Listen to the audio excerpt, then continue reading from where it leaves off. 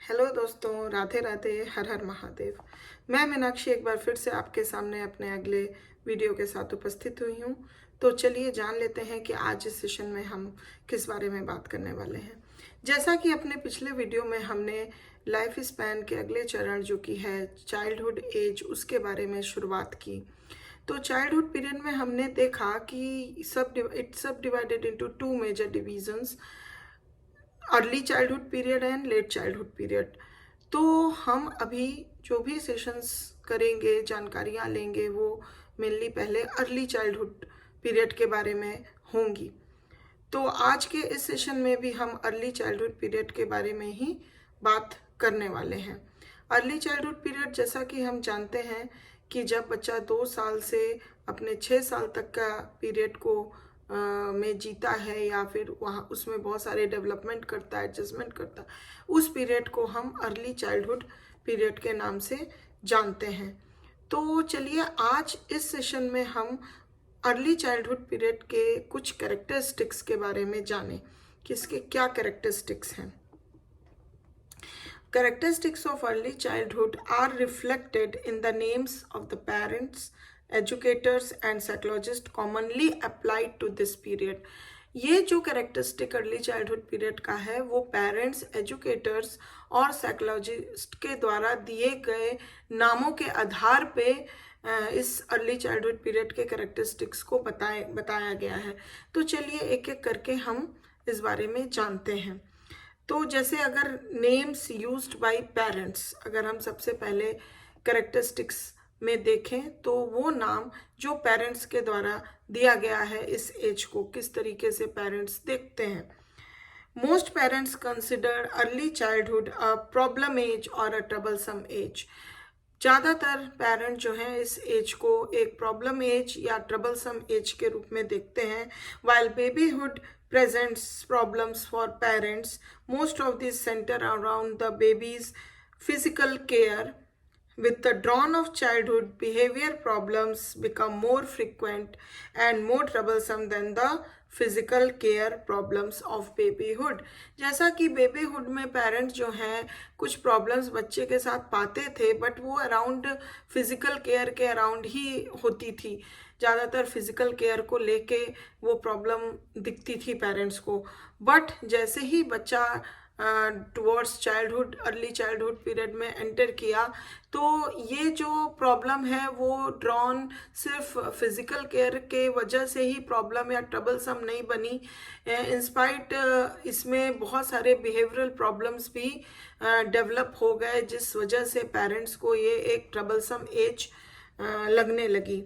The reason that behavior problems dominate the early childhood years is that young children are developing distinctive personalities and are demanding an independence which in most cases they are incapable of handling successfully. तो क्या हुआ कि जैसे जैसे बच्चा grown up हुआ, उसके अंदर एक पर्सनालिटी में डिस्टिंक्टिव पर्सनालिटीज़ डेवलप हुई, जिसमें उसको इंडिपेंडेंस चाहने लगी और वो कुछ भी चीज़ें वो इंडिपेंडेंटली करना चाहने लगा। तो कभी कभी इस केस में क्या हुआ कि पेरेंट्स को बहुत दिक्कतों का सामना करना पड़ा और they were not very much capable of handling these changes. So इसलिए भी ये जो एज है पेरेंट्स के लिए प्रॉब्लम एज, वो नाम दे दिए इस एज को। अगर इन एडिशन हम देखें तो young children are often obstinate, stubborn, disobedient, negativistic and antagonistic. तो इस तरह की जो डेवलपमेंट हुई, मतलब बच्चा जो है वो इस तरीके का बिहेव करने लगा। They have frequent temper tantrums, they are often bothered by bad dreams at night and irrational fears during the day and they suffer from jealousies. तो अगर हम इसके आगे भी देखें तो बच्चे जो हैं वो रात में बैड ड्रीम्स के वजह से, मतलब जो भी है बॉदरिंग करते थे, या फिर दिन के समय में अगर देखा जाए तो उनको बहुत तरह का इरेशनल फियर्स होता था और साथ साथ में उसमें जेलसीज की भी भावना जो है वो डेवलप होती थी। So it becomes more problematic. Because of these problems, early childhood seems a less appealing age than babyhood to many parents. इसी कारण ये बहुत सारे पेरेंट्स के लिए लेस अपीलिंग एज के रूप में प्रदर्शित होने लगा. The dependency of the baby so endearing to parents as well as to the older sibling is now replaced by a resistance of the child's part to their help and a tendency to reject demonstrations of their affection. Furthermore, few young children are as cute as babies, which also makes them less appealing. अगर इसके आगे हम देखें कि कुछ जो बच्चे हैं वो अभी भी जैसे अपने बेबीहुड पीरियड में जब वो बेबीज थे तो जिस तरह से क्यूट थे, आज भी उनका क्यूटनेस है, बट फिर भी वो पेरेंट्स के लिए या अपने ओल्डर सिबलिंग्स के लिए लेस अपीलिंग साबित होने लगे. Parents often refer to early childhood as the toy age because young children spend much of their waking time playing with toys. तो और कुछ पेरेंट्स जो है इस एज को टॉय एज के रूप में भी देख रहे थे, क्योंकि बच्चा अपने जगे हुए वेकिंग टाइम में ज़्यादातर अपना समय टॉय के साथ ही खेल के बिताता था. Studies of children's play have revealed that toy play reaches its peak during in the early childhood years and then begins to decrease when children reach the school age. तो अगर रिसर्चेस पे हम ध्यान दें, स्टडीज़ पे ध्यान दें, तो भी ये कहा गया है कि अर्ली चाइल्डहुड पीरियड में जो बच्चे होते हैं, चिल्ड्रन होते हैं, वो अपने पीक पे होते हैं, टॉप पे होते हैं, जब वो अपने आप को टॉयज़ के साथ खेलने में इंडल्ज करे होते हैं. और धीरे धीरे जब उनका समय स्कूल एजिंग का आता है, जब वो स्कूल गोइंग होने लगते हैं, तो धीरे धीरे यही चीज़ जो है घटने लगती है. During the preschool years, nursery schools, kindergartens, day care centres and organised play groups all emphasise play which makes use of toys. बच्चे जब प्री स्कूल ईयर्स में होते हैं, जब वो नर्सरी स्कूल्स में जाते हैं या किंडरगार्टन में जाते हैं, केयर सेंटर्स में जाते हैं, तो वहाँ भी इस तरह का ग्रुप ऑर्गेनाइज किया जाता है या प्ले ऑर्गेनाइज किया जाता है जिसमें टॉयज़ का इन्वॉल्वमेंट होता है. As a result, whether young children are playing alone or with peers, toys are an important element of their play activities.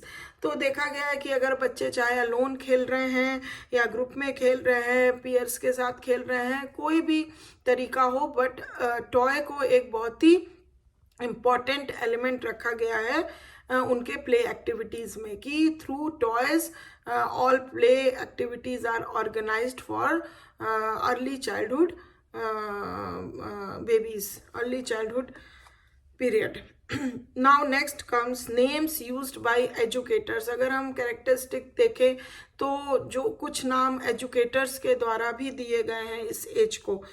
Educators refer to the early childhood years as the pre-school age to distinguish it from the time when children are considered old enough both physically and mentally to cope up with the work they will expected to do when they begin their formal schooling. तो जो educators हैं वो इस age को pre school as इसलिए बोले हैं क्योंकि वो डिस्टिंग्विश करना चाहते हैं कि जब कोई भी बच्चा पूरी तरीके से, कोई भी चाइल्ड मेंटली और फिजिकली प्रिपेयर हो जाए कि जब भी वो स्कूल में एंटर करेगा तो जो भी उसका वर्कलोड है, जो भी उसकी डिमांड है, उसको वो पूरी तरह से physically and mentally cope up करने के लिए रेडी हो जाए. तो इसलिए इस अर्ली चाइल्डहुड पीरियड को उन्होंने प्री स्कूलिंग एज का भी नाम दिया है, क्योंकि बच्चा अभी उतना कोप अप करने के लिए कि स्कूल का जो एक डिमांड होता है और जो वर्कलोड होता है उसको कोप अप करने के लिए अभी उसकी वो as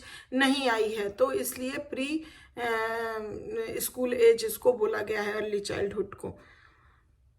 Even when children go to the nursery school or kindergarten, they are labeled preschoolers rather than school children. तो अगर देखा जाए कि जब नर्सरी स्कूल या किंडरगार्टन में जाता है तो उसको प्री स्कूलर्स ही बोला जाता है, ना कि स्कूल चिल्ड्रन बोला जाता है. In the home, day care centre, nursery school or kindergarten, the pressures and expectations young children are subjected to are very different from those they will experience when they begin their formal education in the first grade.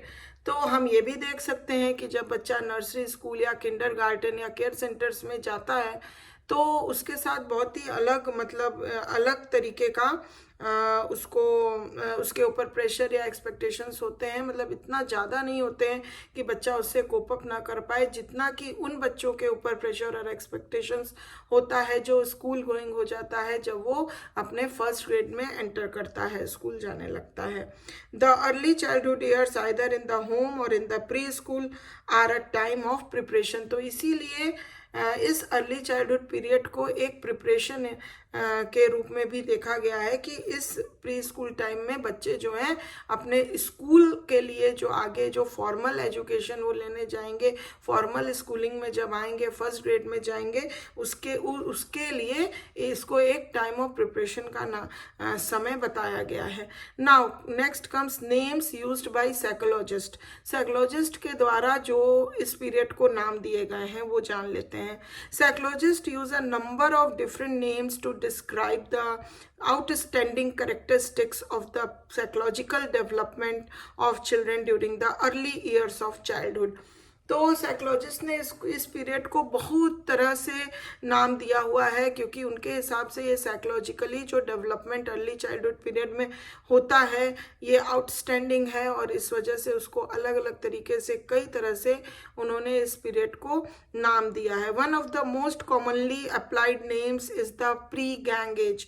सब commonly अगर हम देखें सबसे important, तो इसको psychologist ने pre gang age बोला है। The time when children are learning the foundations of social behavior as a preparation for the foundation of social behavior as a preparation for the more highly organized social life they will be required to adjust to when they enter first grade।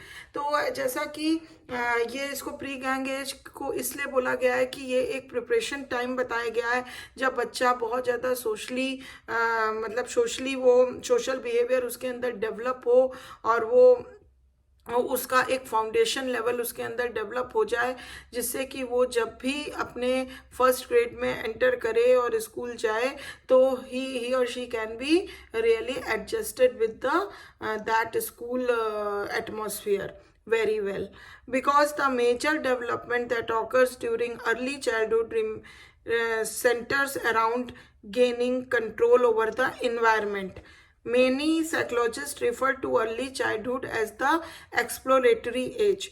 बहुत सारे psychologist ने इसको एक exploratory as भी बोला है। A label which implies that children want to know what their environment is, how it works and how it feels and how they can be a part of it.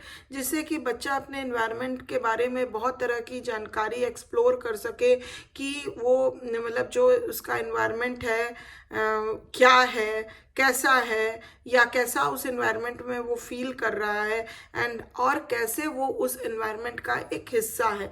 तो इस तरीके से बच्चा जो है वो एक्सप्लोर करता है अपने एनवायरनमेंट, जिस एनवायरनमेंट में वो सरवाइव कर रहा है। तो इसलिए बहुत सारे साइकोलॉजिस्ट ने इस पीरियड को एक्सप्लोरेटरी एज भी बोला है। This includes people as well as inanimate objects. और इस एनवायरनमेंट को जानने में लोग भी शामिल हैं, जब बच्चा बहुत सारे लोगों के बारे में समझता है, जानता है, फील करता है, और इवन इन एनिमेट ऑब्जेक्ट्स के बारे में भी। One common way of exploring in early childhood is by asking question. सब एक अगर हम इसमें से कॉमनली देखें तो एक्सप्लोर करने का इस चाइल्डहुड अर्ली चाइल्डहुड पीरियड में सबसे बड़ा तरीका होता है for asking questions. Thus this period is often referred to as questioning age। तो इस वजह से कि ये पीरियड में बच्चे बहुत तरह से एक्सप्लोर करना चाहते हैं, तो वो क्या करते हैं, वो जानकारी लेने के लिए वो बहुत क्वेश्चंस करते हैं। तो इस वजह से इस पीरियड को क्वेश्चनिंग एज भी बोला गया है। At no other time in the lifespan is imitation of the speech and actions of others more pronounced than it is during early childhood। अगर देखा जाए तो इस पूरे लाइफ स्पैन में ये जो अर्ली चाइल्डहुड पीरियड होता है वो एक इमिटेशन वाला पीरियड बोला जाता है, क्योंकि इसमें स्पीच और एक्शन जो होते हैं, चिल्ड्रन जो होते हैं वो दूसरों का बहुत ज़्यादा इमिटेट करते हैं। For this reason it is also known as imitative age. और इस वजह से इस पीरियड को इमिटेटिव एज भी बोला गया है। However, in spite of this tendency, most children show more creativity in their play during early childhood than at any other time in their lives। और इसी वजह से उनके अंदर ये एक टेंडेंसी डेवलप होती है कि वो जो है अपनी क्रिएटिविटी को बहुत ज़्यादा से ज़्यादा अपने प्ले के थ्रू दिखाते हैं। खेल के दौरान वो अपनी क्रिएटिविटी को बहुत ज़्यादा दिखाते हैं, जितना कि वो किसी और समय में नहीं दिखाते हैं। For that reason psychologist also regard it as the creative age. तो इस रीज़न के कारण बहुत सारे साइकोलॉजिस्ट इसको क्रिएटिव एज भी बोलते हैं। तो चलिए, हमने आज इस बारे में बहुत सारी जानकारियां ली कि बेसिकली अर्ली चाइल्डहुड पीरियड के क्या कैरेक्टरिस्टिक्स हैं और इसको किस किस नाम से बोला जाता है, और अलग अलग लोगों के द्वारा, चाहे वो हमारे पेरेंट्स हों, एजुकेटर हों या साइकोलॉजिस्ट हों। तो मैं आशा करती हूँ कि ये जानकारी आपको काफ़ी पसंद आई होगी। अगर अच्छी लगी है तो प्लीज़ एक लाइक ज़रूर दे दीजिए, और अगर आप नए व्यूवर हैं, मेरे चैनल पे पहली बार आए हैं, तो प्लीज़ जल्दी से सब्सक्राइब करिए, जिससे आपको आगे आने वाली हर वीडियो का फ़ायदा मिल सके, जानकारी का फ़ायदा मिल सके। और thank you very much for watching my video. अब अगले वीडियो में हम फिर से मिलेंगे, तब तक के लिए अपना ध्यान रखिए, ख्याल रखिए। Bye bye, take care.